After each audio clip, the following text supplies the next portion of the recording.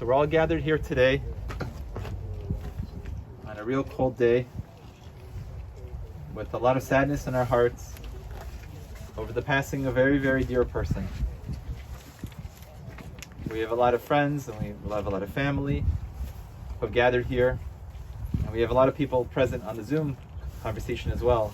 More than a dozen people all over America, in Israel as well.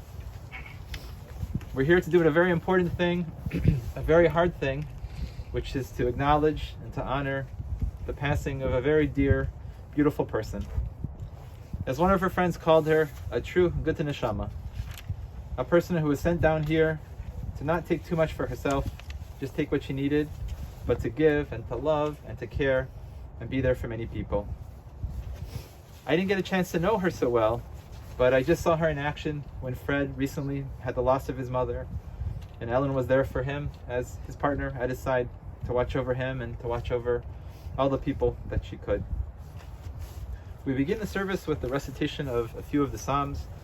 We say Psalm 23, which is a reminder that God is with us, that we are the little sheep and He is our shepherd. He takes care of us in good times and in bad times. Mizmor LeDavid, Adonai roi lo yiksar, b'nais deshach yarbiseni, al mei menuchos yanach aleini. Nafshi yeshovev yancheni v'maglei tzedek leman shemo. Gam ki elech b'geit hamavis, lo irara ki ata imadi. Shiftecha umishantecha, hima yanachamuni. Tarach lefanai shulchan neged sarai, yishante v'shemen roshi, kosi revaya, aktov v'chesed yirdefuni, Kol Yemei Chayai, V'shavti B'beis Adonai, L'orach Yamim. The Psalm of David. God is my shepherd, I shall not lack. In lush meadows He lays me down, beside tranquil waters He leads me. He restores my soul. He leads me on paths of justice for His name's sake. Though I walk in the valley overshadowed by death, I will fear no evil, for You are with me. Your rod and Your staff, they comfort me.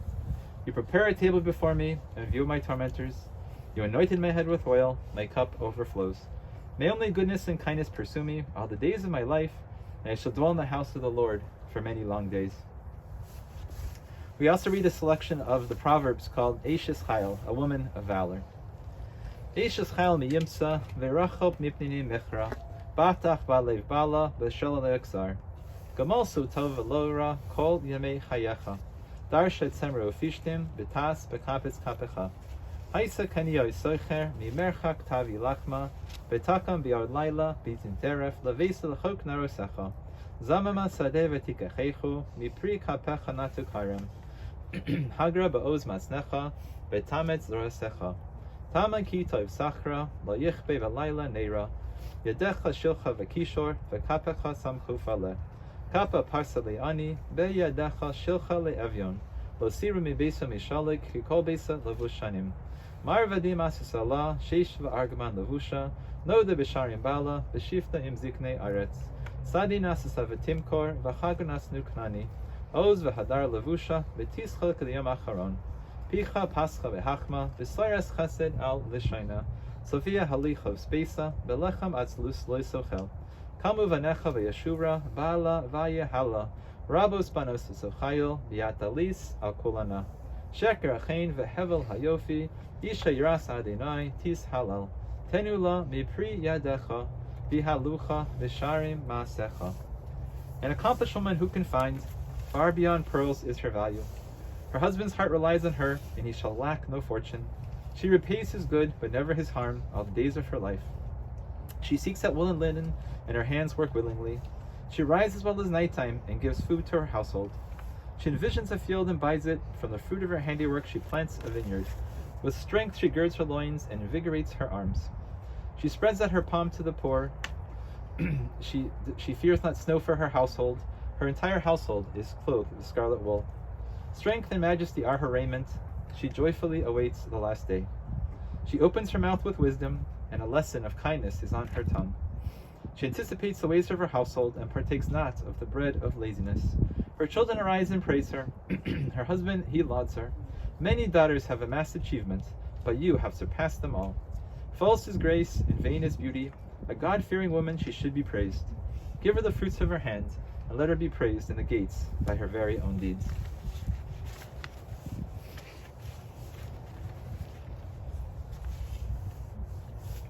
There's so much to share about her life. I feel like you can interview all her friends and the nieces and the cousins and the family members, and most notably, Fred, and you would get a very, very long story. Unfortunately, some dear friends of hers put it all together, helped us take a very long and very amazing, a very special life, and put it into a nice, concise package. And that's been shared online, and can be found in a variety of places.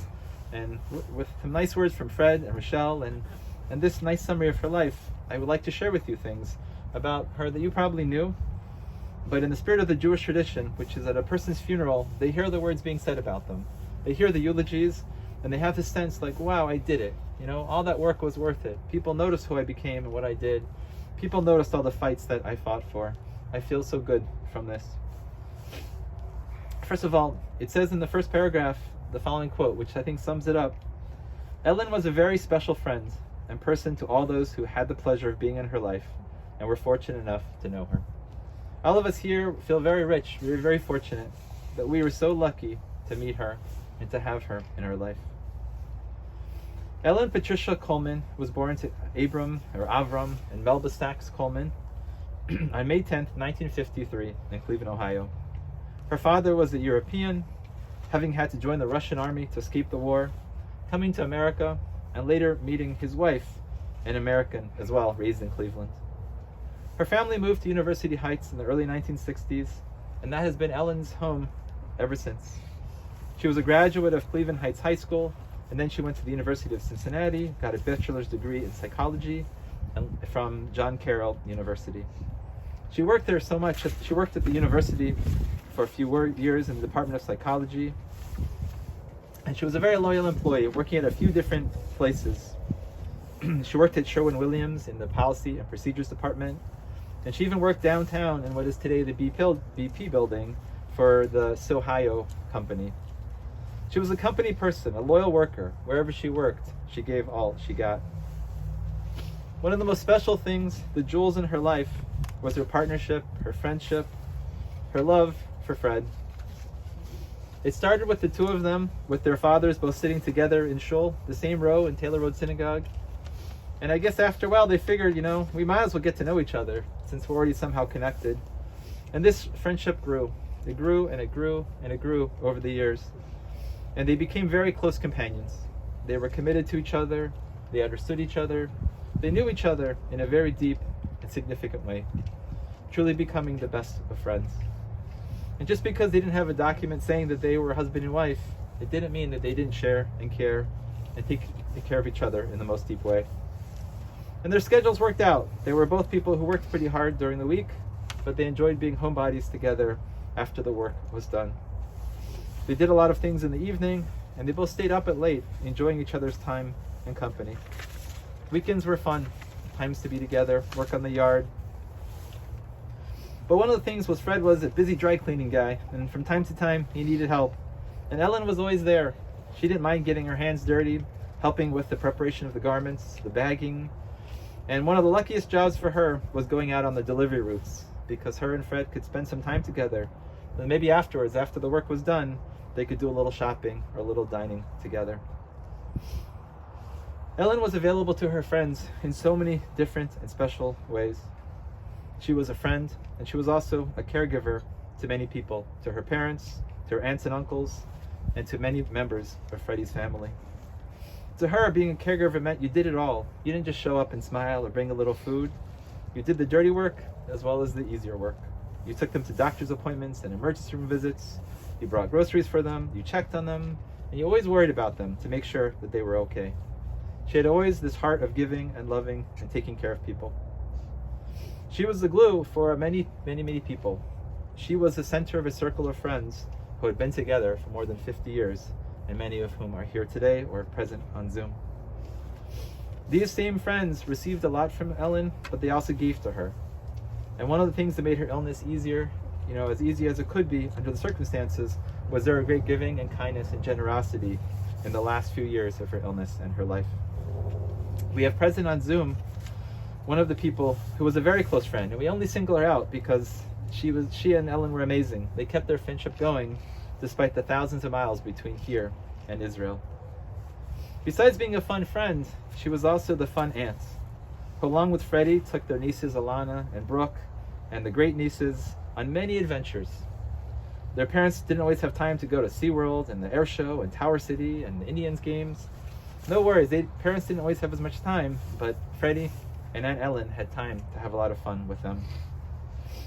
One of the main things she wanted to bring to the family was the holiday. The idea that holidays are times for families getting together and being in the same place and just having fun. And she made the home that very special place. She added that magic, that warmth. She never wanted to sit down to rest. She was always busy with the cooking and the cleaning and the running around to make sure that everyone was happy. I guess in some days she helped Manya with the recipes, and then when Manya couldn't help, she was the one who took over the recipes and did it by herself. The theme in her life is that whatever she did, she never did it in a halfway. She always did it 100%. Whether it was work or family or whatever, she saw through to the end that it was completed and done the right way. She wasn't embarrassed to check our spelling. She wanted to make sure that our math was correct. But her main theme was everything's got to be right in this world if you're going to do it. One of the jobs that she took on at the end of her career was seemingly a job that wasn't such a match for her. She worked at Nordstrom and Nordstrom Rack in the security loss prevention division. Her job was to identify and to make sure that people weren't stealing stuff from the store, to identify shoplifters and prevent theft from the employees. It didn't seem like a job for someone like her who had such a big heart and a kind heart. And certainly in the early days, she was very kind and very easygoing, but she realized she had to be strong, she had to be firm, she had to lay down the rules because she was protecting her company that she had loyalty to. And that's how she was. She had flexibility to do the right thing for different circumstances, even when it called upon her more than she could easily offer. There were times, though, that it was very hard on her soul. People she wanted to give to and just let go. She really couldn't because people were becoming too daring and too brave and taking advantage. She had many court experiences that were not very easy. But with all of this effort, it's so interesting that Nordstrom could have honored, their glamorous salesperson, or they could have honored someone in a very high up office, but they honored her as the Employee of the Year for the dedication that she showed to the company. I had a chance to speak quite a bit to Rochelle, to her cousin, and they have that close family connection. That her father's sister her father's sister's daughter was Rochelle. And so she loved having Rochelle in her life and her husband Dan and the twins. And even though you guys were back and forth between the border, you always stayed super close and super connected. And soon we're going to hear from Rochelle in her own words. She was very close to her cousins, to Paula and Dan Weiss, their son Ben and wife Samantha. She loved talking about many people in her family, excelling about their accomplishments and sharing how great and very amazing they are. She loved to gloat about her famous cousin Harvey, who might be on Zoom, I'm not sure, for his authority in Italian things, and his own children as well. Even though she was always helping people and always working, she still had plenty of time for hobbies and to have fun. She was good at drawing, she was good at knitting and crocheting, and of course, as we've heard many times, she was a person who loved to cook and to entertain. She loved to be with people. And she and Fred loved to garden and work the yard together with their different tasks. In the same way that she loved people, she seemed to love her animals. But it took a little bit longer. It took a short stay of a little bit of a cat in her life, which at first she didn't want. And that turned into, I need a cat very badly. And maybe uncharacteristically, I can see her calling Fred and maybe saying, let's get a cat, it might be a good idea. They have to work on it a little bit. But Fred said she called from the store and said, we need a cat. And that was it. And anyone who knows her current cats, they might be a little bit on the crazy side. And her love and her dedication to them further proves the point that any living being, even ones with annoying habits that jump on you while you're sleeping, are still just as lovable as anyone else. Her generosity was in her heart, but it was also in giving things. She loved to give things to people. She was an avid gift giver, buying things for the people in her life that she loved. She was truly loved by so many people, and I'm sure she would enjoy these stories, but her main thought would be like, you guys must be very cold. So maybe the rabbi should stop talking and telling stories of my life so you guys can get to some food, get to some warmth. But I'm sure she wouldn't mind if Rochelle took some time. And so Rochelle is gonna share a little bit about the very special relationship that they had together.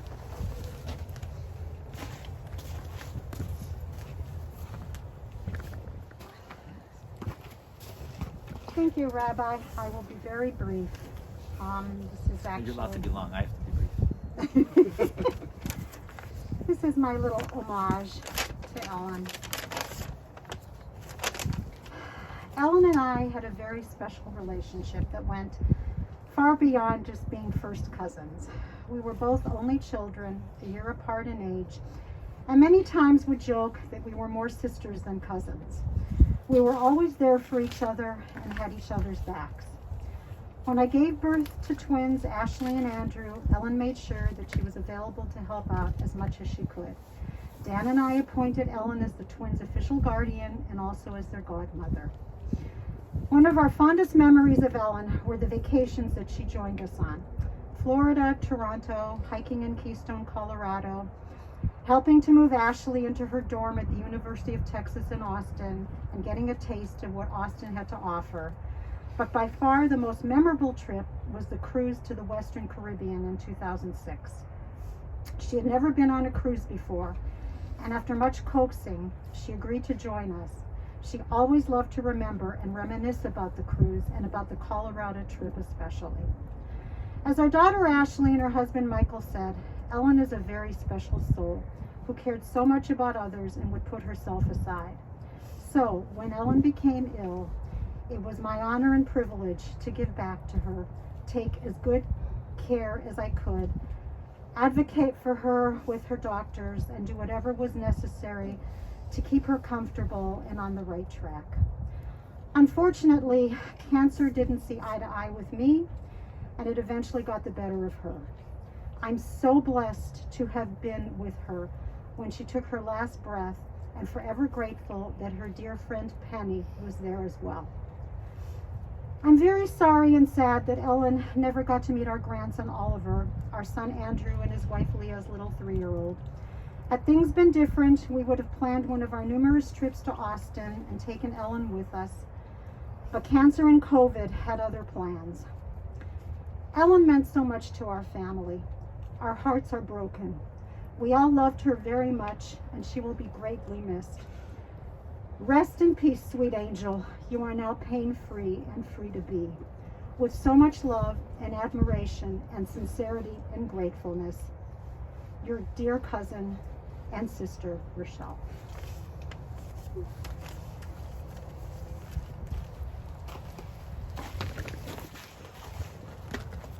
Thank you so much, Rochelle. So now in this next part of the service, our focus is on the physical mitzvahs that we have to surround her with our love and our caring. And we do so in a physical way. The placing of the earth on top of the casket is our way of surrounding her and putting her to rest and reminding her that we're always around her, we're always with her in one world or the other. So at this moment now we're going to go ahead and lower the casket, and then we're going to call upon the immediate family just to put a little bit of earth on top. Then we're going to place the cover, and once the cover has been placed, the rest of us will line up and assist in the placing of the earth on top.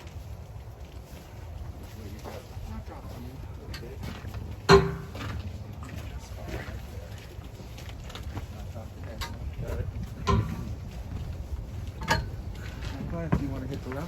Yeah, sure.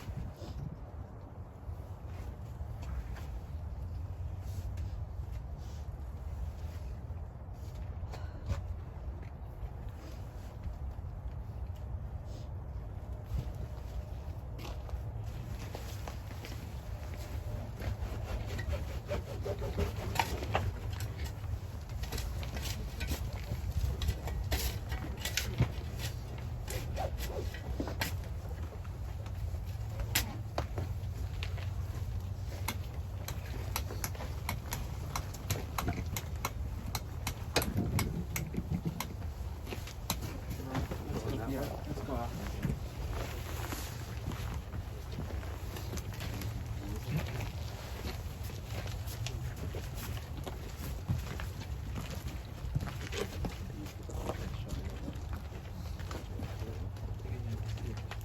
I'm gonna go ahead and do it now.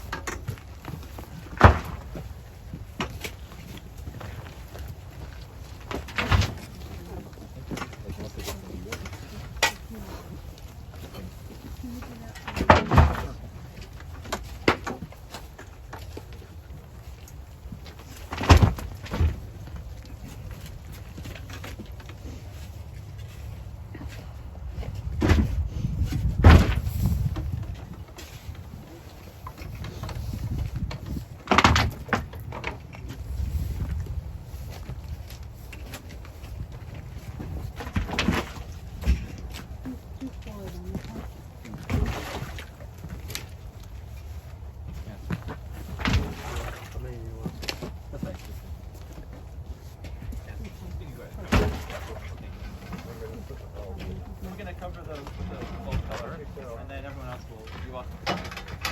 You can go ahead. Did she do it yet? You have Oh, then just leave the cover. Step out underneath.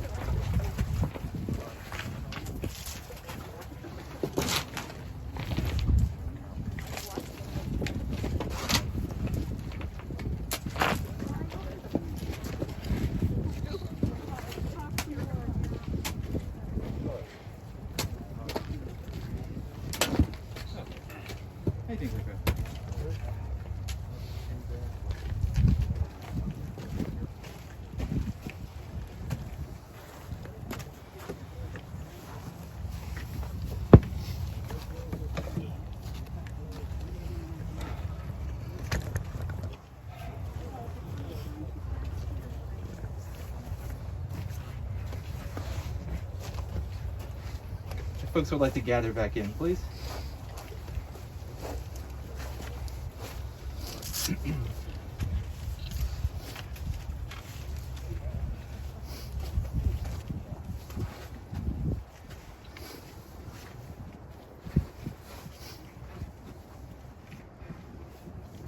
It was mentioned in Ellen's obituary that if anyone is so inclined and they would like to make a contribution, they could do so to the U.S. Holocaust Museum, the American Cancer Society, or to the Rescue Village.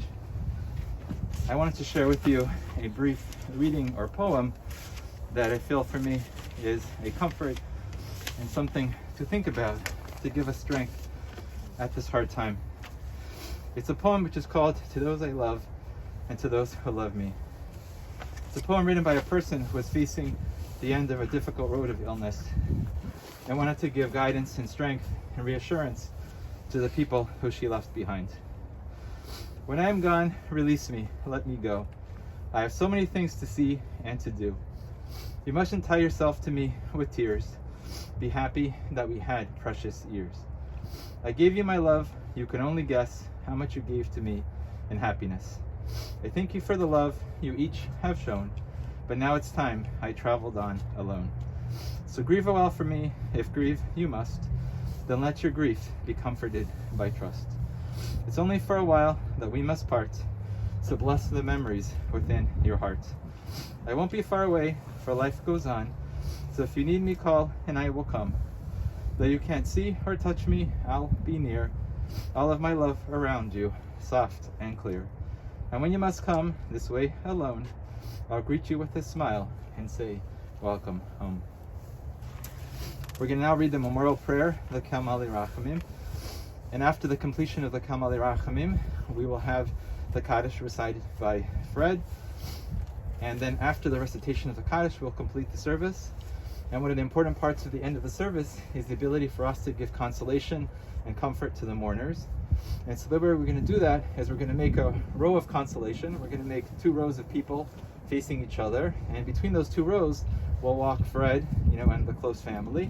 And as they go past us, we will give them either the traditional words, Hamakom Yenachem, or in our own words, we'll give them a blessing and a prayer for strength.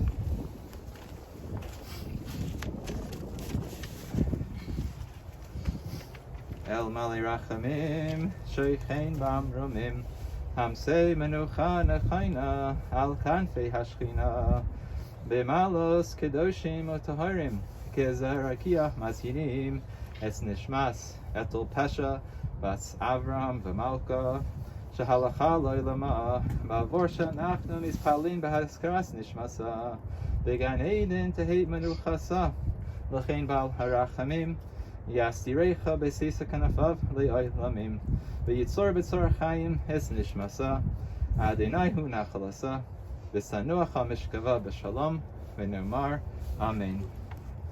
O God, full of mercy, who dwells on high, grant proper rest in the wings of the divine presence, in the lofty levels of the holy and the pure ones, who shine like the glow of the firmament. For the soul of our most beloved Etel Pesha, the daughter of Malka and Avram, who has gone into a world and for whom we pray. May her resting place be in the Garden of Eden, and may the Master of Mercy shelter her in the shelter of his wings for all eternity, and may he bind her soul in the bonds of eternal life. God is her heritage, and may she repose in peace on her resting place. And we say together, Amen. Now we're just going to stand in place as we recite the mourner's Kaddish.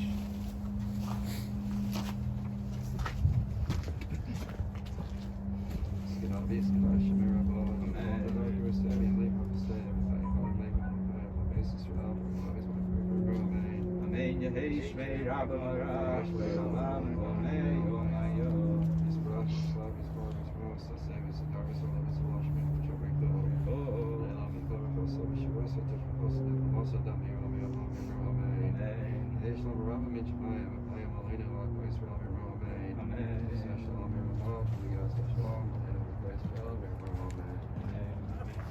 We pray together that her memory should be for a blessing, Zechanah, L'bracha.